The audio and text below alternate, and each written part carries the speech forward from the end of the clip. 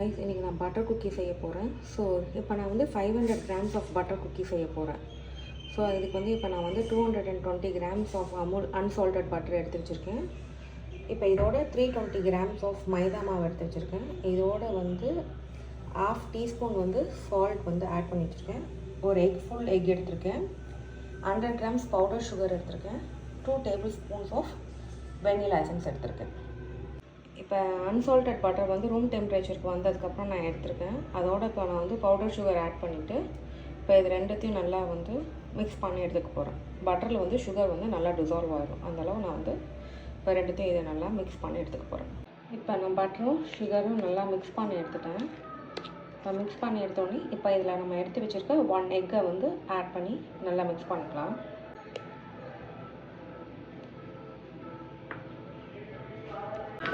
இப்போ egg add பண்ணி mix பண்ணோன்னே இதோட நம்ம வெனிலா எசன்ஸ் ஆட் பண்ணிக்கலாம்.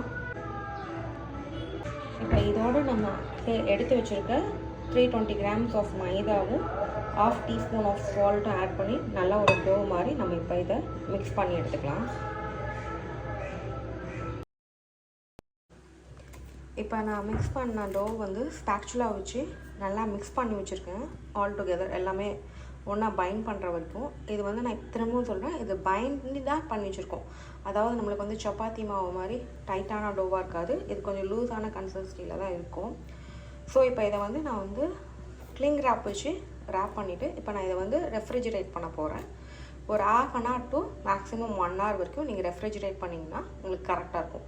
நீங்கள் பால் மாதிரி பண்ணிவிட்டு ஃப்ளாட்டன் பண்ணிவிட்டு பேக் பண்ணி எடுக்கிறதுக்கு கரெக்டாக இருக்கும். இப்போ இதை நம்ம ரெஃப்ரிஜிரேட் பண்ணலாம்.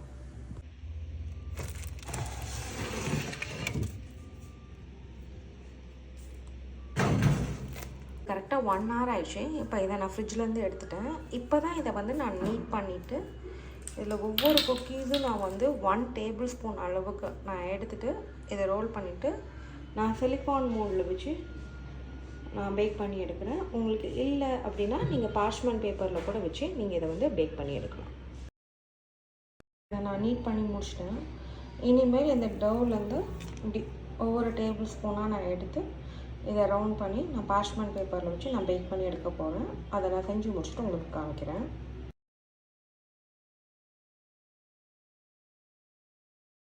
இப்போ பேக் பண்ணி எடுத்து வச்சுருக்க ப்ராடக்ட் பேக் பண்ணதுக்கப்புறம் இப்படி தான் இருக்கும். தேங்க்ஸ் ஃபார் வாட்சிங். இந்த மாதிரி உங்களுக்கு நிறைய வீடியோஸ் வேணும்னா என்னோடய யூடியூப் சேனலை மறக்காமல் சப்ஸ்கிரைப் பண்ணுங்கள்.